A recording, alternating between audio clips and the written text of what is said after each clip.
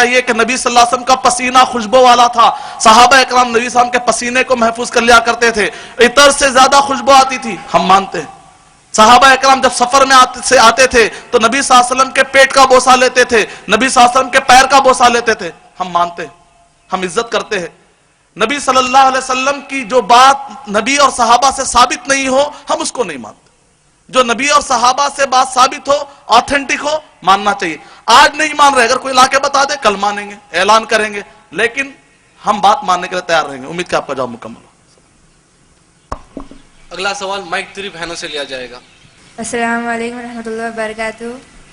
میرا سوال یہ ہے کہ رسول اور انبیاء میں فرق کیا ہے, اور دوسرا سوال یہ ہے کہ اللہ کے رسول صلی اللہ علیہ وسلم کو حضرت بول کے جو بلاتے, حضرت حاضر سے بنے ہوا ہے, اور اگر حضرت اگر ان کو بلا رہے تو ایک معنوں میں ان کو حاضر جان رہے, کیا حضرت بلانا صحیح ہے یا نہیں؟ آپ کا پیشہ بہن؟ میرا پیشہ بیکام سیکنڈ ایئر چل رہا ہے. وعلیکم السلام ورحمۃ اللہ وبرکاتہ. بہن نے بہت ہی بہترین سوال کیا ہے, جس سے انشاءاللہ بہت سارے ہمارے بھائیوں کو ایجوکیشن ملے گا. کہ بہن نے ایک تو سوال یہ کیا کہ حضرت کا ورڈ نبی صلی اللہ علیہ وسلم کے سامنے یہ ورڈ لگانا چاہیے یا نہیں چاہنا چاہیے, اور دوسرا نبی اور رسول میں کیا فرق ہے. جیسا کہ میں نے آپ کو مسند احمد بن حنبل کی حدیث سنائی کہ نبی اکرم صلی اللہ علیہ وسلم نے یہ ارشاد فرمایا, 1,24,000 انبیاء اور رسول آئے, اس میں سے 315 رسول ہیں, باقی کے پورے نبی ہیں. آدم علیہ السلام پہلے نبی ہیں, ان کو رسول نہیں کہا گیا. سب سے پہلے رسول حضرت نوح علیہ السلام ہے. مسند الحارث ایک کتاب ہے, اس کے اندر کہا کان آدم نبیم مکلمہ, آدم علیہ السلام نبی تھے. جس طرح موسیٰ علیہ السلام سے ڈائریکٹ اللہ تعالیٰ کی بات ہوئی, ویسے ہی آدم علیہ السلام کی بھی اللہ سبحانہ تعالیٰ سے ڈائریکٹ بات ہوئی. تو وہ مکلم بھی ہے, نبی بھی ہے, لیکن رسول نہیں ہے. البتہ نوح علیہ السلام کے بارے میں شفاعت کی جو مشہور حدیث ہے صحیح مسلم کی, ایتو اول رسول, جاؤ سب سے پہلے رسول کے پاس جا کر سفارش کے لیے کہو. وہاں پر پہلے نوح علیہ السلام کو پہلا رسول کہا. دونوں میں فرق کیا ہے, نبی اور رسول میں فرق علامہ امام طحاوی رحمۃ اللہ علیہ اور اس کی شرح لکھنے والے شرح عقیدت طحاویہ کے اندر 7 فرق بتائے گئے.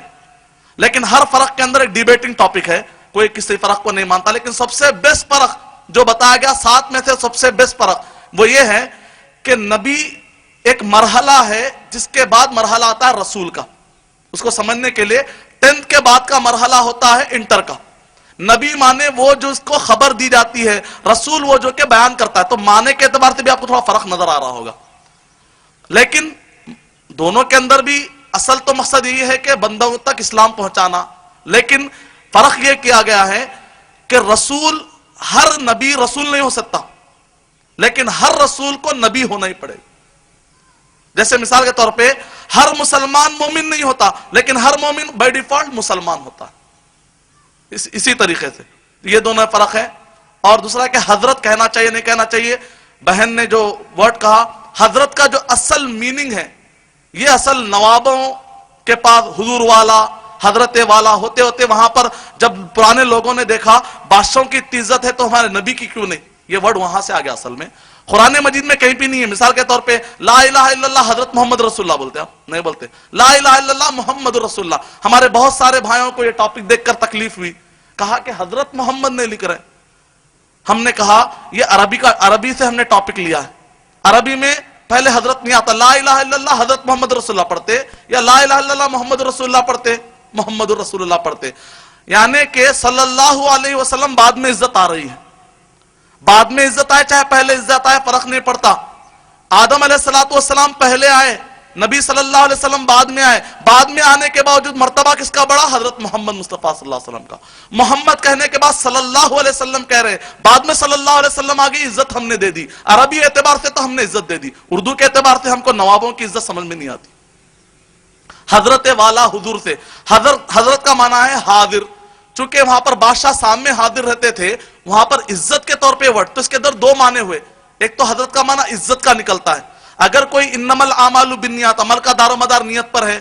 اگر کوئی حضرت اس کے نیت میں یہ ہے عزت کے لیے کہہ رہا ہوں, یا لوگوں کے اندر چونکہ اگر میں حضرت کے بغیر کہوں گا تو ہو سکتا ہے لوگ سمجھنے سے زیادہ ٹاپک سمجھنے کے بجائے ارے نو حضرت نہیں کہہ رہے, حضرت نہیں کہہ رہے, ہو سکتا ٹاپک نہ سنے.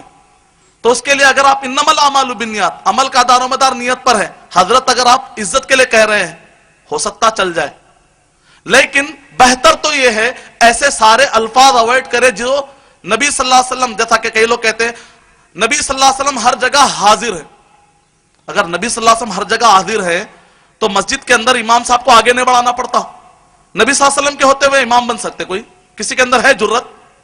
نبی صلی اللہ علیہ وسلم ہر جگہ ہے کہہ رہے تو مطلب مسجد میں بھی ہے، نماز پڑھاتے وقت پر بھی ہے. نبی صلی اللہ علیہ وسلم کے ہوتے ہوئے امام صاحب آگے بڑھ کے نماز پڑھا سکتے؟ نہیں پڑھا سکتے. تو اس کا مطلب کیا نکلا؟ ہم خود اپنے اماموں کو بڑھا کر یہ بات پیش کر رہے ہیں کہ نبی صلی اللہ علیہ وسلم یہاں پر حاضر نہیں ہے. امید کہ آپ کا جواب مکمل ہو. اس سے پہلے کہ ہم اگلا سوال لیں، میں آپ سب کو بتا دینا چاہتا ہوں کہ انشاءاللہ اگلے جمعے سے 3 بجے سے 9 بجے تک آپ شیخ ارشد بشیر مدنی کو فون پر کال کر سکتے ہیں اور اپنے شرعی سوال پوچھ سکتے ہیں اور جواب حاصل کر سکتے ہیں. فون نمبر ہے 9966665564. اب ہم اگلا سوال بھائیوں کی جانب سے مائک 1 سے لیں گے. میرا نام شیخ علی احمد ہے، میں ریٹائرڈ اسسٹنٹ انجینئر ہوں. آپ ابھی تک ہمارے پیغمبر کے تعلق سے فرمائے کہ ان کے پیشن گوئیاں صحیح ہوئے اور ان کے گزرے ہوئے حالات بھی وہ صحیح بتائے. دوسری طرف اللہ تعالیٰ کے تعلق سے، شرک کے تعلق سے اللہ تعالیٰ فرماتا ہے میری ذات اور میری جو ہے صفات میں شرک کرنا شرک ہے.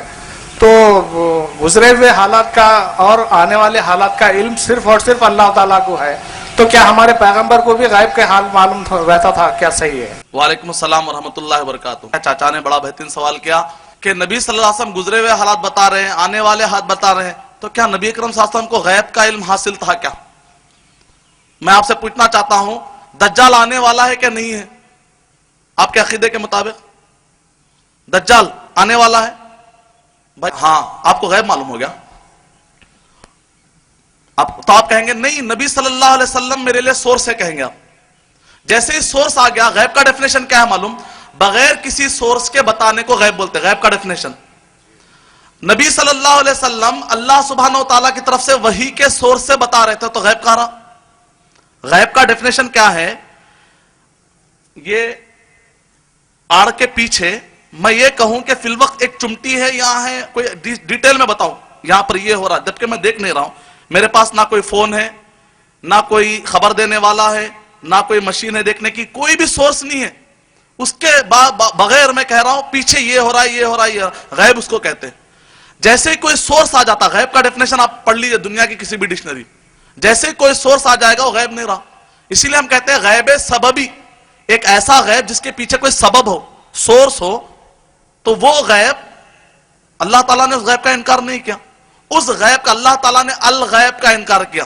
لیکن ایسا غیب جو ماضی کا ہو، جو نبی صلی اللہ علیہ وسلم بتلا رہے ہیں، حال کا جو بتلا رہے ہیں، کہا کہ کسرا کی حکومت پلٹ جائے گی، رات کا رات پلٹ گئی حکومت. اور نبی صلی اللہ علیہ وسلم نے یہ کہا کہ فیوچر میں دجال آنے والا ہے، پہاڑ جلے گا. پاس کی، پریزنٹ کی، فیوچر کی اللہ سبحانہ و تعالیٰ نے وحی کی، کیونکہ اللہ تعالیٰ نے قرآن مجید میں ارشاد فرمایا سورہ نجم سورہ نمبر 53 کی آیت نمبر 3، 4 اور 5، 2، 3، 4 اور 5، وما ينطق عن الهوى، نبی صلی اللہ علیہ وسلم اپنے خواہشات سے کچھ بھی نہیں کہتے. ان ہوا الا وحی یوحى، نبی صلی اللہ علیہ وسلم جو بھی کہتے وہ اللہ سبحانہ و تعالیٰ کی طرف سے وحی ہوتی ہے. وہ غیب نبی صلی اللہ علیہ وسلم نہیں جانتے جو اللہ سبحانہ و تعالیٰ نے نہیں بتلایا. یہی وجہ ہے کہ جب حضرت عائشہ رضی اللہ تعالیٰ عنہ پر تہمت پڑی، کئی دن تک نبی صلی اللہ علیہ وسلم وحی کا انتظار کرتے رہے کہ نہیں کرتے. نبی صلی اللہ علیہ وسلم کہہ سکتے تھے یہ واقعہ ایسا نہیں ہوا، ایسا ہوا، یہ واقعہ ایسا نہیں ہوا، ایسا نہیں ہوا. اس کے باوجود بھی نبی صلی اللہ علیہ وسلم نے وحی آنے کے بعد بتایا کہ اصل واقعہ ایسا ہے، اصل واقعہ ایسا ہے. اس کا مطلب کیا نکلا؟ جب تک وحی کے ذریعے سے اللہ سبحانہ و تعالیٰ نہیں بتاتے نبی صلی اللہ علیہ وسلم نے، جیسے ہی وحی آ گئی پھر غیب باقی نہیں رہا. جس غیب کے بارے میں اللہ تعالیٰ نے کہا لو کنت اعلم الغیب لاستکثرت من الغیب، الغیب جو حقیقی معنوں میں بغیر کسی سورس کا جاننے والا عالم الغیب کون ہے؟ وہ اللہ سبحانہ و تعالیٰ ہے. امید کہ آپ کا جواب مکمل. اگلا سوال مائک 2 سے بھائیوں کی جانب سے لیا جائے گا. السلام علیکم رحمۃ اللہ وبرکاتہ. میرا نام محمد رضوان احمد ہے اور میں انوار علوم BCom سیکنڈ ایئر میں پڑھ رہا ہوں.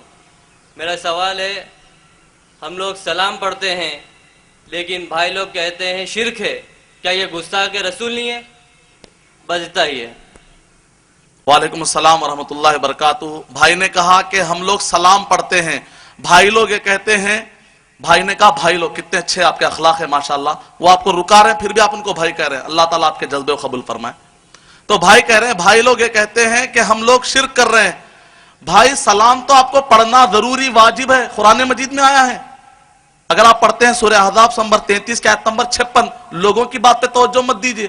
कुरान मजीद में कहा गया सल्लु अलैहि वसल्लिमू तस्लीमा, क्या क्या पढ़ना है? सलात पढ़ना है और सलामती भेजना है। सहाबा इकराम, जैसा कि मैंने कहा, अल्लाह ताला ने नमाज का हुक्म दिया तो नमाज कैसा पढ़ना है सिखाया। हम अपनी तरफ से नमाज नहीं पढ़ लेते। रुकू मिसाल तौर पे रुकू का माना झुकना है। एक आदमी जाके डिक्शनरी में देखा झुकना है, मेरी बहुत एथलेटिक बॉडी है, बल्कि पीछे झुक के बता दे, तो हम बोलेंगे नहीं नहीं नहीं, झुकना है वैसा झुकना है जैसा कि नबी सल्लल्लाहु अलैहि वसल्लम ने बतलाया। दुआ वैसा करो जैसा कि नबी सल्लल्लाहु अलैहि वसल्लम ने कहा। तो इसी तरह दरूद पढ़ना भी इबादत है। अल्लाह ताला का हुक्म हुआ तो गुलामी हुई, तो गुलामी अपने तरीके से हम नहीं करेंगे, वरना फिर मनमानी से फिर हम आका बन जाएंगे। गुलामी का मतलब है कि आका जैसा कहे वैसा करने को असल गुलामी कहते। दरूद पढ़ना भी गुलामी है अल्लाह ताला की, सलामती भेजना भी इबादत है अल्लाह सुब्हानहू तआला की। इबादत हम अपने तरीके से नहीं करें। और कैसे करेंगे? सहाबा इकराम कहते हैं ऐ नबी सल्लल्लाहु अलैहि वसल्लम, हमने आप पर सलामती भेजना तो सीख लिया, सलात भी सिखा दीजिए। दो हुक्म है, सल्लु अलैहि व सल्लिमू तस्लीमा। सहाबा सलाम नमाज में भेजा करते थे, अत्तहियातु लिल्लाहि वस्सलावातु वत्तय्यिबातु वस्सलामु अलैका अय्युहन नबिय्यु व रहमतुल्लाहि व बरकातुहु वस्सलामु अलैना व अला इबादिल्लाह सालिहीन, पूरी दुआ। तो सहाबा इकराम क्या कह रहे हैं? कुरान मजीद में जो सलामती हमको सिखाई गई है, नमाज में सहाबा इकराम ने सलामती कैसे भेजना बताया कि नहीं बताया? अत्तहियात सलामती है। दरूद क्या है? सबसे बेस्ट दरूद वो है जिसको अल्लाह ताला ने नमाज के लिए चुना। नमाज अफजल बात है। नमाज के अंदर सबसे अफजल दरूद कौन सा है? दरूद इब्राहिमी, दरूद गंज बोलते हो। गाफ अरबी नहीं, अरबी में गाफ नहीं है। तो आपको समझ में आ गया कि जरा मेड इन ईरान साइड का दिख रहा, कुछ गाफ फारसी का दिख रहा। दरूद इब्राहिमी, अल्लाहुम्मा सल्ली अला मुहम्मद व अला, एक मरतबा आप लोग पढ़ लीजिए दरूद। जितने मरतबा मोहम्मद साहब का नाम है, मेरी ख्वाहिश है कि आप लोग मरतबा दरूद इब्राहिमी पढ़िए। अल्लाहुम्मा सल्ली अला मुहम्मद व अला आलि मुहम्मदिन नहीं पढ़ रहे हैं। अल्लाहुम्मा सल्ली अला मुहम्मद व अला आलि मुहम्मदिन कमा सल्लैता अला इब्राहिम व अला आलि इब्राहिम इन्नका हमीदुम मजीद। अल्लाहुम्मा बारिक अला मुहम्मद व अला आलि मुहम्मद कमा बारकता अला इब्राहिम व अला आलि इब्राहिम इन्नका हमीदुम मजीद। तो सलामती भेजना भी नबी सल्लल्लाहु अलैहि वसल्लम और सहाबा इकराम ने हमको सिखा दिया अत्तहियात की शक्ल में। दरूद भेजना भी हमको नबी सहाबा इकराम ने सिखा दिया है। जो काम नबी और सहाबा ने जैसा किया है, इतना काम कर देने से इंशाल्लाह जन्नत मिल जाएगी, इंशाल्लाह मिल जाएगी। तो इंशाल्लाह हम इसी पर इत्तेफाक करते हैं। अब कोई और भी कोई पढ़ना चाह रहा है, उसकी मर्जी है। हम तो ऐसे रास्ते पर नहीं जा सकते जो हमको ऑथेंटिक नहीं है। हमको मालूम है कि इहदिना सिरातल मुस्तकीम सिरातल लज़ीना अनअमता अलैहिम, वो रास्ता जिस पर नबी और सहाबा चले, वो रास्ते पर हम चलना चाहेंगे। कोई और कोई राह नए नए रास्ते अगर बताता है तो चूंकि हमको यकीन नहीं है, इस वजह से हम उस पर नहीं चलना चाहते। अगर कोई चलता है उसकी मर्जी है। उम्मीद कि आपका जवाब मुकम्मल है। अगला सवाल बहनों की जानिब से लिया जाएगा, माइक 3 से।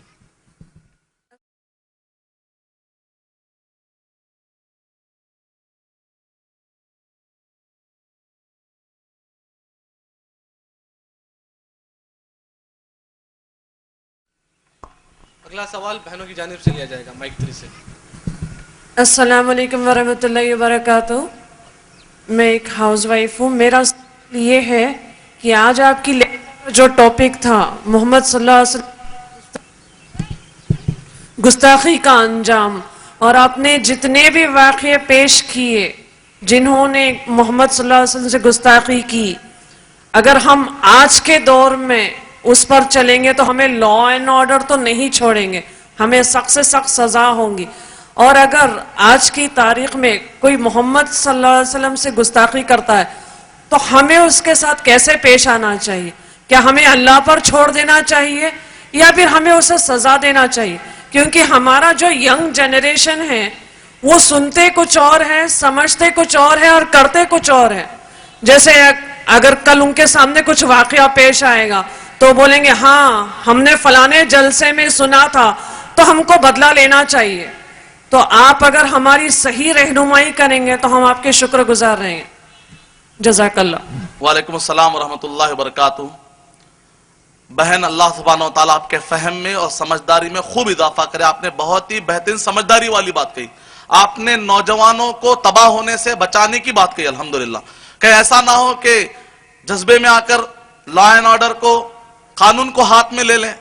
تو بہن آپ نے شاید میرے بیان میں غور سے سنا ہوگا, میں نے اپنے بیان میں ہی رہنمائی کر دی تھی کہ قانون کو عام انسان ہاتھ میں نہیں لے سکتا. اور نبی صلی اللہ علیہ وسلم اور صحابہ کے زمانے جب حکومت قائم تھی تو اس زمانے میں نبی صلی اللہ علیہ وسلم خود بھی جا رہے تھے, تو اس زمانے کے حاکم خود نبی صلی اللہ علیہ وسلم موجود تھے, تو وہ خود اتھارٹی رکھتے تھے. مثال طور پہ اگر وقت کا حاکم مجھے یا آپ کو کہتا ہے کہ جا کر فلاں کو مار دو, تو وقت کا حاکم مجھے جلاد بناتا ہے, ظاہر بات ہے میں اس اوپر والے کی بات مانتے ہوئے اس وقت پر قانون ہاتھ میں لینے کی بات تو ہرگز نہیں ہوگی. اسی لیے قانون عام آدمی, عام سٹیزن, اسلامی حکومت ہو چاہے غیر اسلامی حکومت ہو.